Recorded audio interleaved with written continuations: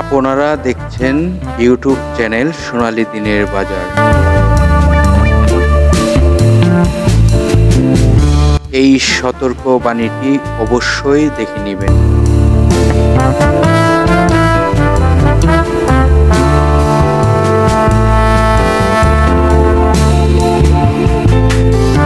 আসসালামু আলাইকুম সম্মানিত বিনিয়োগকারী ভাই ও বোনেরা, আশা করি সবাই ভালো আছেন। মার্কেটের সার্বিক পরিস্থিতি খারাপ থাকার কারণে কোনো বিনিয়োগকারী শান্তিতে নেই, তবুও মেনে নিতে হবে। তো আজকে যে আপনাদের সাথে আলোচনা করতে যাচ্ছি সেই আলোচনাগুলো হলো মার্কেটের পরিস্থিতি নিয়ে আলোচনা করব। যে কড়া বার্তাটি আপনারা অবশ্যই মনোযোগ দিয়ে শুনতে হবে।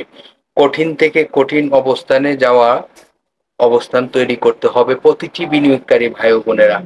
আপনারা সকলেই জানেন যে মার্কেটে যদি কোনো বিনিয়োগকারী স্টক সেল না করে, তাহলে কোনো অবস্থাতে কোনো বিনিয়োগকারীর হাত থেকে কেউ স্টক নিতে পারবে না।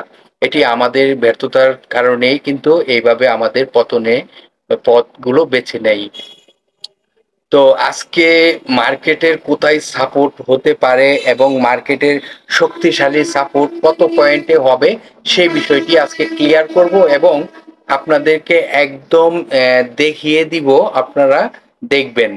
তো আমি সেই বিষয়টি পরে দেখাচ্ছি। আগে আপনাদেরকে কিছু বিষয় উল্লেখ করার মতন যে বিষয়গুলো সেগুলো আপনাদেরকে দেখানোর চেষ্টা করি। মার্কেটের লেনদেন মোটামুটি গত কার্য দিবস আর এর আগের কার্য দিবস মোটামুটি ভালো, লেনদেনের গতিটি ভালো, কিন্তু মার্কেটের যে অবস্থান, মার্কেটের যে নেগেটিভ একটি অবস্থান চলে আসছে, সেই অবস্থানটি আমাদেরকে খুবই খুবই দুঃখজনক অবস্থানে ফেলাচ্ছে। গত কার্য দিবসে 41.26 পয়েন্ট নেই। তো এখানে দেখতেই পারতেছেন যে 47টি কোম্পানি তার মার্কেটে কিছুটা প্রাইস আপ হয়, আর বাকি 310টি কোম্পানি ডাউন টেন হয়, যেখানে অনেক কারেকশন হয়েছে। আর 35টি কোম্পানি তার প্রাইস আপও হয়নি এবং নেগেটিভেও যায়নি। তার মানে হলো যে যে প্রাইস থেকে তার আপ লেনদেন হয়েছে সেই প্রাইসেই ক্লোজ হয়েছে। সেই কারণে 35টি কোম্পানি তার কোনো গতিবিধি নেই। তো এখন দেখুন, প্রতিটি সেক্টরের অবস্থা খুবই শোচনীয়। শুধুমাত্র ব্যাংক সেক্টর কিছুটা আপ ট্রেন্ড এবং আপনারা দেখতেই পারতেছেন ফার্মা সেক্টর কিছুটা,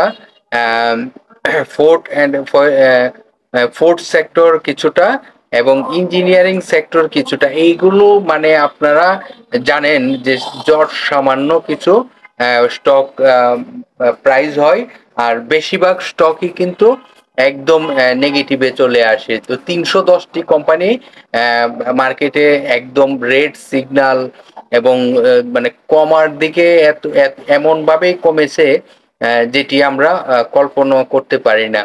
তো এই যে একটি পরিস্থিতি, কেন আমাদেরকে এইভাবে দিন দিন দিনের পর দিন এভাবে আমাদেরকে দেখতে হয়। তো আমরা প্রতিটি বিনিয়োগকারী কিন্তু আমাদের প্ল্যাটফর্ম থেকে যদি আমরা শক্তিশালী অবস্থানে থাকি, তাহলে কিন্তু আজকে এই অবস্থানটি আসতে পারে না। কারণ হলো কি, আপনার হাতে থাকা স্টকটি যদি আপনি না সেল করতেন, তাহলে কিন্তু এই যে নেগেটিভে আসা 310টি কোম্পানি প্রাইস ডাউন হওয়া, এটির কিন্তু সুযোগ ছিল না। কারণ আমরা কিছুটা আতঙ্কিত হয়ে যাই এবং আমাদের হাতে থাকা স্টকগুলো এভাবে আমরা ছেড়ে দেওয়ার কারণেই কিন্তু এই সুযোগটি তারা নিতে পারে। দেখুন, মার্কেট কিন্তু 500 কোটি প্লাস, প্রায় 600 কোটি টাকার মতন লেনদেন হয়েছে, কিন্তু 310টি কোম্পানি কিন্তু নেগেটিভে চলে আসছে। কেন? এটি শুধুমাত্র আমাদের হাতে থাকা স্টকটি আমরা এই যে ভয় দেখিয়ে যে করানো হয়েছে, আমরা যে সেল করলাম, এটি হলো তারা এই সুযোগটি নিয়েছে।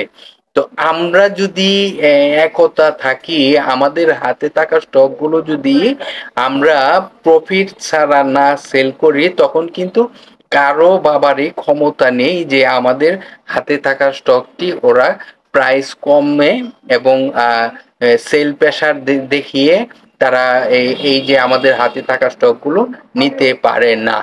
কারণ এটি আমরা আমাদের যে দুর্বলতাটি, যে মার্কেট যেহেতু কমতেছে, আমরা বোধহয় আরো অনেক কম প্রাইস থেকে এই স্টকটি নিতে পারবো। তবে এই সিদ্ধান্তটি যারা নিয়েছে তারা কিন্তু একদম বোকামি ছাড়া কিছুই করার নেই। এবং তারা তারা একদম টোটালি আমি বলতে পারি যে এটি এটি একটি বোকামির রাস্তা তৈরি করা হয়েছে। তো মার্কেটের যদি আমাদের মার্কেটটিকে যদি আমরা টিকিয়ে রাখতে চাই, তাহলে এখনই আমাদেরকে কঠিন থেকে কঠিন অবস্থানে যে যাওয়া প্রয়োজন পড়বে। কারণ এখন আপনার হাতে যে স্টকগুলো রয়েছে, স্টিল নাও কোনো অবস্থাতে স্টকগুলো ছাড়া যাবে না। তো চলুন আজকে যে বিষয়গুলো আপনাদেরকে দেখানোর প্রয়োজন সেই বিষয়গুলো দেখানোর চেষ্টা করি। তো মার্কেটের এই যে আমি একটি আপনাদেরকে আহ, আহ, লেখে এবং এই ওয়েবসাইটে আপনাদেরকে নোট করে বোঝানোর চেষ্টা করতেছি। মার্কেটের এখন আপনারা জানেন গত কার্য দিবসে 5,633-এ মার্কেট ক্লোজ হয়েছে। হ্যাঁ, মার্কেট ক্লোজ হয়েছে। এখন মার্কেটের সাপোর্ট কোথায়? ডিএসসি এক্স সূচকের তার সাপোর্ট রয়েছে 5,371। 5,371 তার হলো শক্তিশালী সাপোর্ট।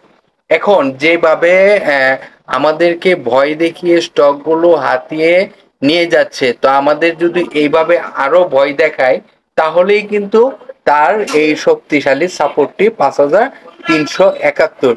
তো এটি আপনারা যদি চান যে আমরা কোনো স্টক সেল করব না, তাহলে কিন্তু এইখানে আর আসার সম্ভাবনা থাকবে না। যে যে যে কারেকশনটি, সেই কারেকশন থেকে কিন্তু ঘোরা সম্ভব। এটি কিন্তু আমাদের উপরেই ডিপেন্ড করবে আমরা কি এই সুযোগটি দিব না দিব না। যদি আপনারা মনে করেন যে এই সুযোগটি আপনারা দিবেন, তাহলে ওই যে 5,371-এ আসবে। আর যদি বলেন যে আমরা এই সুযোগটি আর দিব না, মার্কেট কোনো অবস্থাতে কমতে দিব না, কিভাবে কমতে দিব না? আমাদের হাতে থাকা স্টকগুলো আমরা সেল করব না। যদি আমরা সেল না করে, এখানে কোনো অবস্থাতে মার্কেটে সূচক পড়ার কোনো সম্ভাবনা থাকে না। কারণ আপনারা সকলেই অবগত রয়েছেন মার্কেটের সূচকটি কেন করে। যদি আমি লসে সেল করি তখনই এই ইন্ডেক্সটি মাইনাস হয়। আবার আমি যদি প্রফিট হলে সেল করি তাহলে এই ইন্ডেক্সটি প্লাসে যায়। তাহলে আমি কেন এই লসে সেল করে এই ইন্ডেক্সটিকে মাইনাসে নিব, এবং কেন আমি এই মার্কেটের একটি ক্ষতি হওয়ার শেষ অবস্থানে নেওয়ার চেষ্টা করব। তা আমরা এখন থেকে একদম ক্লিয়ার যে আমরা কোনো স্টক সেল করব না। আপাতত আমরা অপেক্ষা করব। অপেক্ষা করাটি আমাদের জন্য এখন ধৈর্যের বিষয়। তো আমরা তো অনেক ধৈর্য ধরেছি, অনেক কষ্ট করেছি। তো আপাতত মার্কেটের কোনো স্টক সেল না করে ধৈর্য ধরি সবাই মিলে। আপনারা অবশ্যই এই ভিডিওটি শেয়ার করে অন্যদেরকে শুনবার সুযোগ করে দেন, যেন ওই ভিডিওটি শুনে অন্যরা কিছুটা হলো সচেতন হয়। আমাদের মার্কেট বাঁচাতে হলে আমাদেরকে এগিয়ে আসতে হবে, এবং এই মার্কেটে কোনো অবস্থাতে কোনো স্টক আমরা সেল করব না, এটি আমাদের প্রতিজ্ঞা করতে হবে। মার্কেট 6,000 7,000 পয়েন্টে যাক, তারপর আমরা সেল করব। এই আশায় নিয়ে আমরা মার্কেটে আবার নতুন কিছু দেখার স্বপ্ন দেখি সবাই মিলে। তো ভালো থাকেন, অন্যদেরকে শুনবার সুযোগ করে দিয়েন শেয়ারের মাধ্যমে। আশা করি আপনারা বুঝতে পেরেছেন। আল্লাহ হাফেজ। আগামীকালকে আবার মার্কেট নিয়ে আপনাদের সাথে আলোচনা হবে।